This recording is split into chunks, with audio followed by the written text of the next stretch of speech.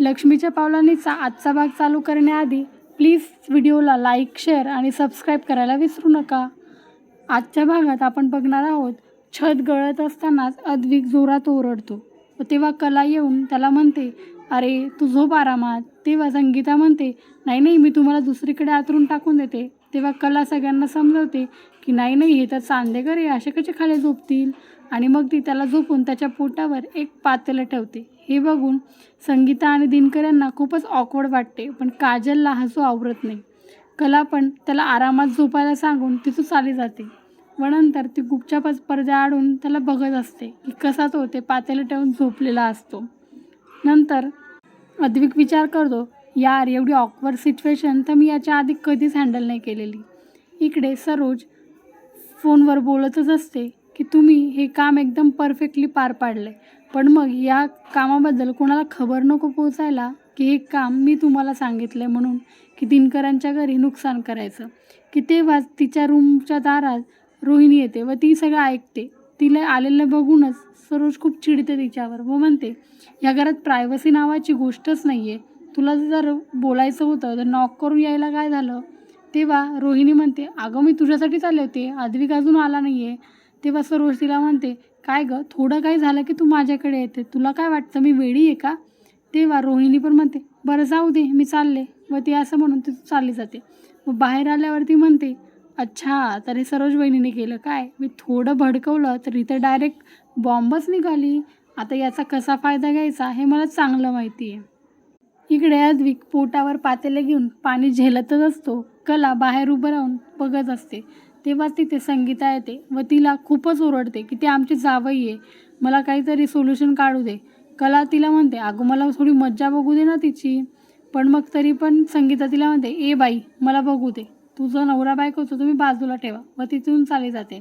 अद्विक पाणी झेलता झेलता त्याला कंटाळा येतो व तो त्याच्या पातेल्यातलं पाणी सगळं गादीवर पडते. ते बघून कला एकदम धावतच येते आणि अद्विकला धडकते. अद्विक तिला कॅच करतो. इकडे सरोज पतसंस्थेच्या लोकांना फोन करून सांगते की दिनकरांच्या घरी हमला झालाय, हे तुमच्याकडून चुकून झाले असं त्यांना सांगा. त्यावर ते ऑब्जेक्शन घेतात, पण सरोज म्हणते, चांदेकर ग्रुप तुमच्याकडून काहीतरी लोन वगैरे घेईलच यावेळेस आणि तुमच्यासारख्या छोट्या पतसंस्थेला ही खूप अभिमानाची गोष्ट आहे. व ते पतसंस्थेवाले पण हो म्हणतात. इकडे संगीता हे सगळं बघत असते की अद्विक कसा आधार देऊन उभं केलं आहे म्हणून. कला आणि अद्विक भांडतात कारण की गादी ओली झालेली असते. तेव्हाच तिथे संगीता येऊन त्यांचं भांडणं मोडायचा ट्राय करते. अद्विकला म्हणते, अद्विकराव तुम्ही बाहेर थांबा, मी बघते इथे काय करायचं ते. आणि ती कलाला ओरडते की का अशी करते म्हणून तू, ते जावई आमचे, असं नाही करायचं, त्यांच्याशी असं बोललेलं आम्ही खपून नाही घेणार. तेव्हा कला म्हणते, तिकडे त्याची आई त्याची साईड घेते, इकडे माझी आई पण त्याची साईड घेते, ही नक्की माझीच आई ना. रोहन आणि नैना बेडरूममध्ये बसलेले असतानाच नैनाच्या मोबाईलवर मॅसेज येतो की तिच्या अकाउंटला क्रेडिट झालेले 7 लाख. तेव्हा ती रोहनला एक्सायटेड होऊन सांगते. रोहन म्हणतो, एवढं नको एक्सायटेड होऊ, माझेच पैसे येते आणि ते मला तुला परत करायचे, तुला लक्षात आहे ना. त्यावर नैना म्हणते, हो माहिती आहे, आता मी बाहेर चालली आहे दवाखान्यात, तू येतोयस का. तेव्हा रोहन म्हणतो, मला काही इंटरेस्ट नाही आहे दवाखान्यात यायचा. तेव्हा नैना म्हणते, बरं झालं तुला यायचं नाही आहे, आता मी पण माझी मंडी जाते आणि तसं पण मी काही दवाखान्यात चालली नाही आहे. आणि ती म्हणते, तुला तर मी सगळी साथ देणार, पण मग हे 7 लाख पूर्ण तुला भेटणार नाही, आता बघच मी काय करते. एवढं मनातल्या मनात बोलून तिथून चालली जाते. इकडे हॉलमध्ये सगळे बसलेले असतानाच कला अद्विकवर थोडीशी चिडते कारण की तो सतत काही ना काही मागत असतो सगळ्यांना. त्यावर संगीता वापस तिला समजवते. तेव्हाच अद्विकचा फोन वाजतो व ते पतसंस्थेवाला माणूस त्याला सांगतो की चुकून गुंडे पाठवले. त्यावर अद्विक चिडतो व त्यांना नुकसान भरपाई पण मागतो.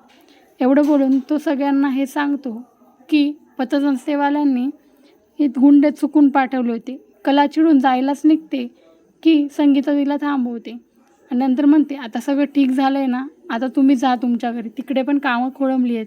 हे ऐकून अद्विक खुश होऊनच तिथून निघायला जातो व बाहेर आल्यावर कलाला संगीता थांबवते व तिला समजावूनच सांगायचा प्रयत्न करते की अशी नको वागत जाऊ, तुम्हाला आता सोबत राहायचं आहे.